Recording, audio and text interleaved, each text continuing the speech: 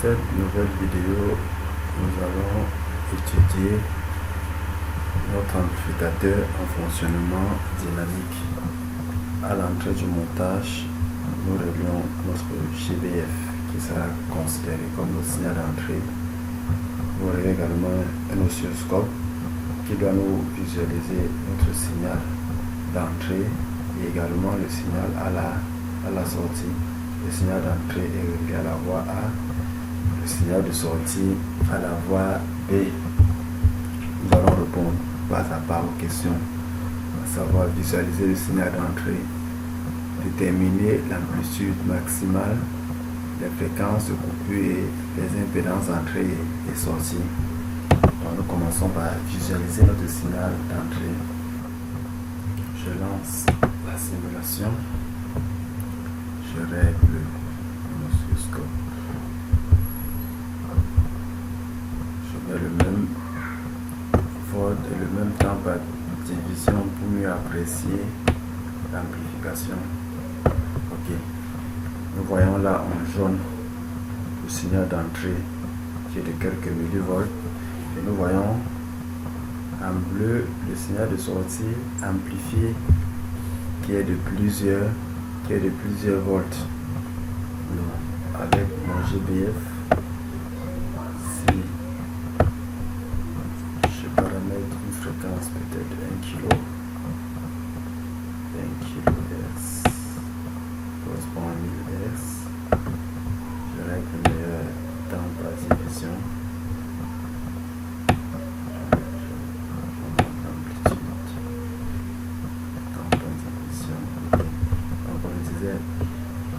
Je peux varier, quand je varie le signal d'entrée qui est le signal en jaune, vous voyez bien que le signal de sortie varie également et il est amplifié.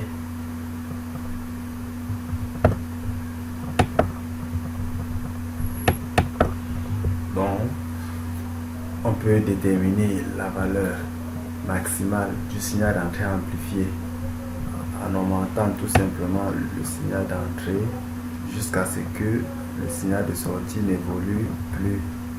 Vous voyez, à un certain moment, le signal de sortie n'évolue plus. Il est écrété. Là, on parle de saturation. À partir de ce moment, le signal de sortie ne peut plus évoluer. Vous voyez, si j'augmente le signal d'entrée, le signal de sortie reste plat. Donc on parle d'écrétage. En ce moment, on dit que le transistor est saturé. Lorsqu'un transistor est saturé, il n'amplifie plus. Cette fois, et à ce moment, il fonctionne plutôt en commutation. Je baisse de nouveau le signal d'entrée et j'ai bel et bien mon amplificateur. En deuxième question, on peut vous demander de déterminer expérimentalement le gain en tension.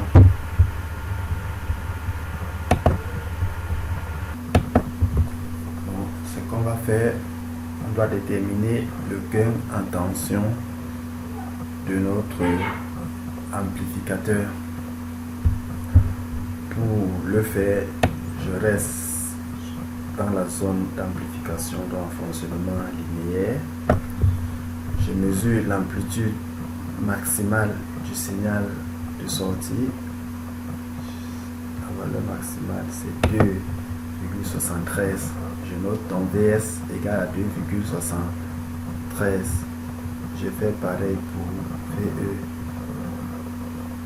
qui correspond à 3,25.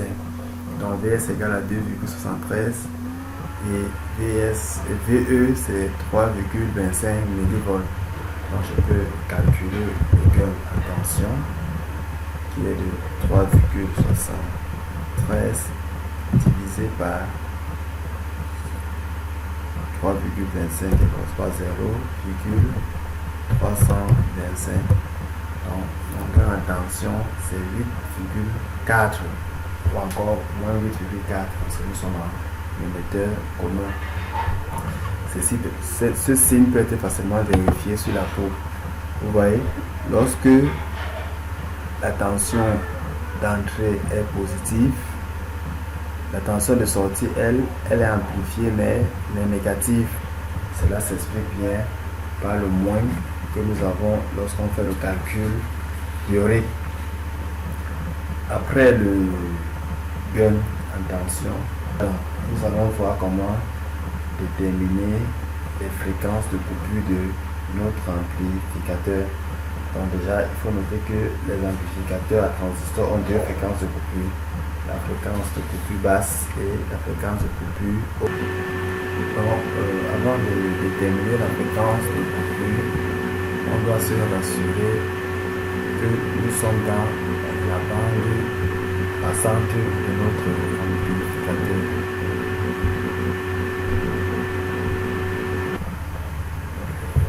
La bande passante correspond à la bande de fréquence à laquelle le signal de sortie n'est pas atténué, quelle que soit la fréquence du signal d'entrée.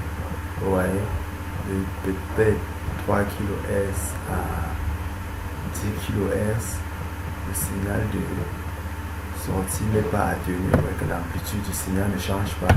Donc nous sommes bel et bien dans la bande passante de notre amplificateur.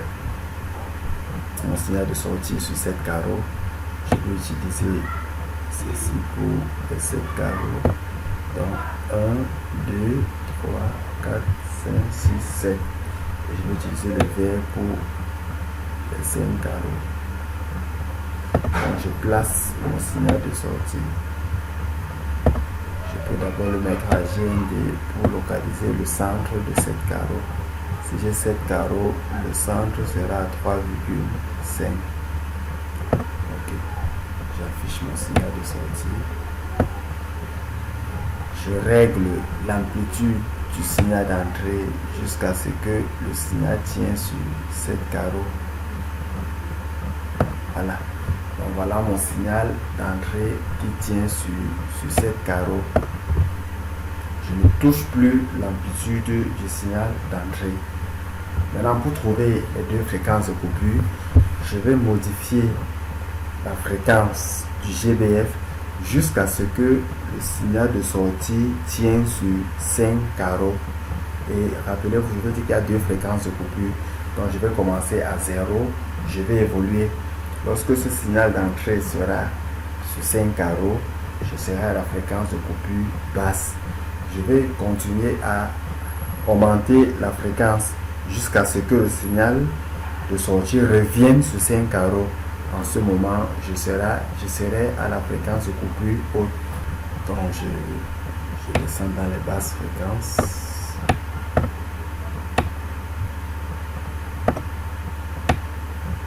Dans les basses fréquences, je règle le meilleur temps par division.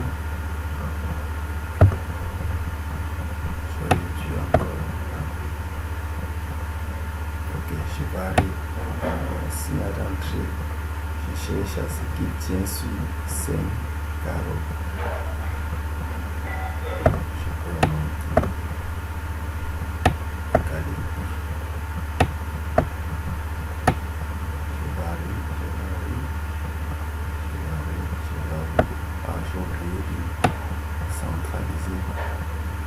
Je centralise. Je varie.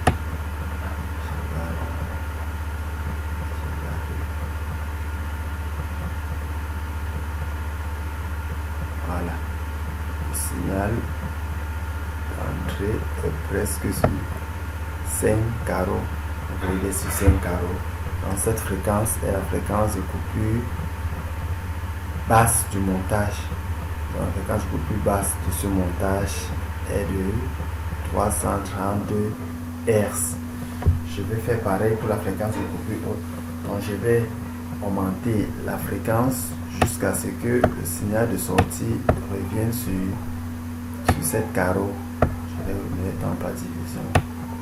Voilà, 320. 320. Je vois bien et bien que je suis sur 5 carreaux. Ok, je suis sur 5 carreaux. Donc la fréquence de coupure haute correspond à 320 kHz. Donc voilà comment mesurer les fréquences de coupure d'un amplificateur. Pour la détermination des résistances d'entrée et de sortie de notre amplificateur, nous allons utiliser la méthode des demi-tensions. Donc je préfère faire une autre vidéo pour vous expliquer brièvement la méthode des demi-tensions.